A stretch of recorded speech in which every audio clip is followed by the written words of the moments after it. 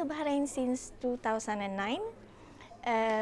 Director of Marketing po ako dito sa Sheraton Hotel. I have been here for 5 years, since 2012 sa hotel, sa Sheraton Hotel. But I was in Movenpick as well. And before coming to Bahrain, I was in Kuwait. Dito kasi sa Sheraton, especially dito sa Sheraton, sa kind of position ko, I'm very empowered to do my job. Yung management gave me the power to decide kung ano yung gusto kong gawin para sa hotel in terms of marketing, branding, kung paano ko i-PPR yung hotel outside. Kasi yung main job ko is to promote the hotel to the market. Hindi lang sa Bahrain, but basically sa Saudi, sa GCC countries, and outside GCC as well. So, yun yung empowerment siguro yung pinaka-importante kasi ayaw naman natin, kahit siguro kayo, ayaw nyo nung every 2 seconds pupuntahan kayo, what are you doing? Hindi ba? Gusto mo yung ibigay sa iyo yung task and then you do the job and the best that you can do to accomplish the task. Tapos, saka lang siya pupunta sa iyo to give comment if there's anything na nangyari na hindi as per the action plan or hindi as per the goal na nakaset. Pero within the course of action, hindi siya makikialam. So you are empowered as a director of marketing na asikasuhin ko, yung mga staff ko, I can give them a task na ako yung empowered ka na gawin yung tama para sa hotel. So na-market namin properly and napakasarap ng feeling na na-achieve namin yung goal. Kasi tayo, kapag binigyan tayo ng task, ginagawa natin. Hindi yung, kumbaga, lalo na yung mga Pilipino, very detailed tayo. Siguro, that's important thing, lalo na kapag yung mga trabaho natin is more on information or communication. Kasi yung sa amin, yung sa akin, especially being director of marketing, pagka lumalabas ako, I'm not Crystalline as Crystalline Pastrana. I'm Crystalline from Sheraton. So, kung paano ko i-project yung sarili ko outside, how I talk, how I dress up, I dress up like Sheraton properly, yung ganon. So, siguro, at saka yung mga jobs kasi na ibinibigay sa atin, we make sure na nagagawa on time and properly, yung to the best that we can do. So, siguro yun yung pinaka-the best na qualities na gusto ng mga employer at saka ng management sa mga Pilipino. Panganay kasi ako, 5 kami magkakapatid, so kailangan merong, kasi kung ikaw yung panganay, ikaw yung most responsibility sa'yo. So, from the beginning, I was a working student, before pa akong outside the country.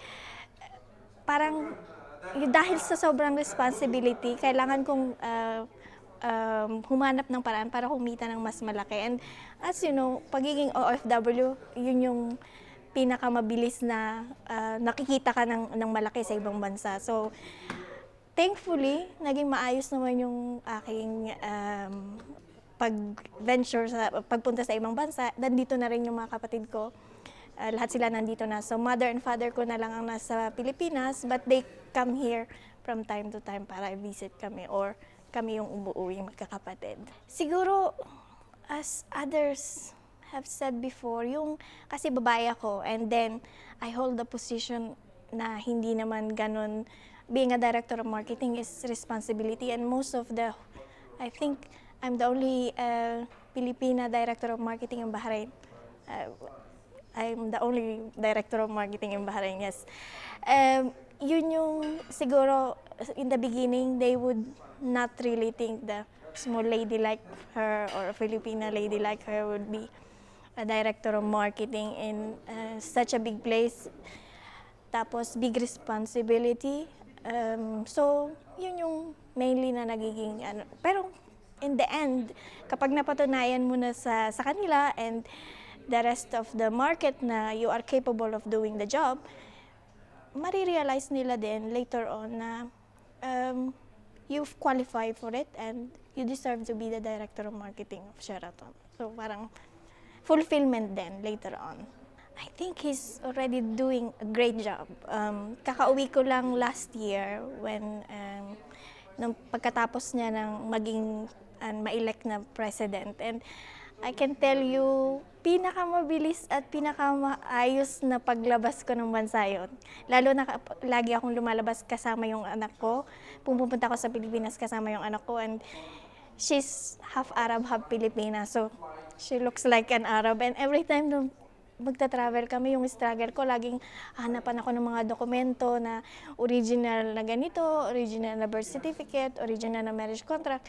Sino ba namang at this time, 2000, ano na tayo, 17 na tayo, you will still carry original passport of a kid. Diba, kung gusto nyo lang i-verify yung age ng daughter ko, you can find it in the passport. Kasi kaya nga may passport, diba? I would always fight na just check the passport. The date of birth is there. This year, nung paglabas namin, very smooth. Prinisend ko lang yung passport ng anak ko. And then we were even assisted until makatapos ako sa immigration. So very smooth.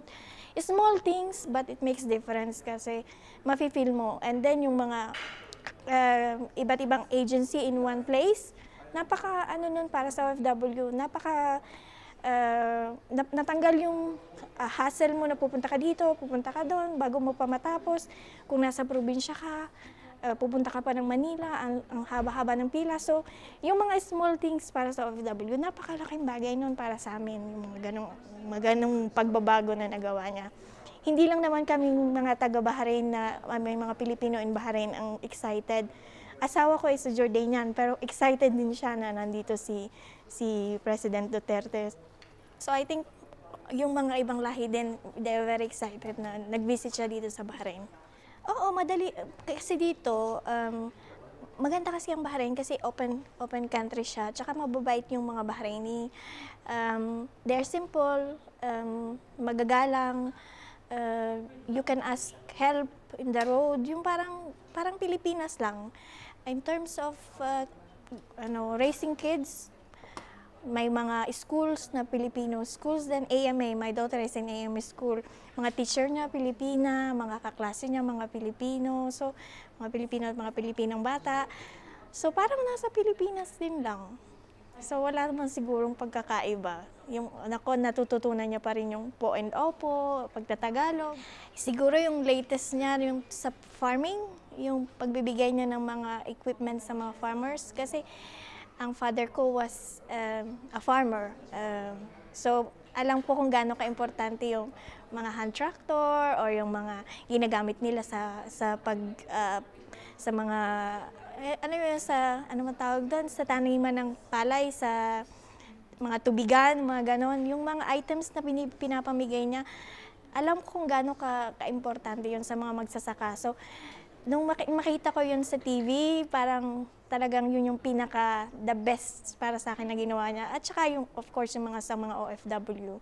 Nararamdaman natin na may presidente tayo. Hindi katulad siguro nung dati na parang wala lang. Pag may bagong presidente, okay. Pero nung kasing siya na yung presidente, makikita mo talaga yung pagbabago. At siguro, more on the good things. Depende din siguro sa mga tao. Kasi if you will look at the good things, mas madami kaysa yung mga binabato sa kanya na issue, which is very minimal siguro. And the way na lang na napapalabas sa ibang way ng media. So, importante siguro na maging positive lahat tayo. And let's look at the positive thing na ginagawa niya. And let's help him. Kasi napakalaki ng bansa natin. Napakaraming tao sa Pilipinas, hindi naman lahat ng gusto ng tao na ibibigay niya. Again, he's working as a president too. Kung gusto natin mabago ang Pilipinas, dapat sa sarili natin mag-start tayo. Confidence siguro. Kung alam mo yung kakayanan mo, at kung ano yung goal mo, kailangan kasi bago ka, yung mga project, kahit small things, kung gusto mong mag-abroad, dapat may goal ka. Bakit ka ba pupunta sa ibang bansa? para para magstay doon at magtrabaho at bumalik ng after 2 years, o look for something na kasi for anything, kapag ka may goal ka daw, naniniwala ko na kapag may goal ka, kailangan mag-set ng goal kasi parang daan yan. Kung lumalakad ka lang na lumalakad na wala kang direction kung saan ka pupunta, lalakad ka lang ng lalakad. Pero kung from the beginning may goal ka at may pupuntahan ka, you would reach easily kasi alam mo na yung way na papunta at saka kung saan ka pupunta. Siguro yun yung importante. At saka pagka nasa ibang bansa tayo, siguro live within our means. Yung laging sinasabi ko, kung gaano ko lang yung kinikita mo, you live with it, wag kang mangutang. Kasi dito sa Middle East, nagpapautang sila sa bangko, easing mag-loan, easing kumuha ng gadgets, pero hindi easing magbayad. So siguro, mas mabuti na we live within our means at isipin natin kung bakit tayo umalis ng bansa. Mag-ipon para makauwi at maging maayos ang buhay ng pamilya natin. So, yun siguro yung importante.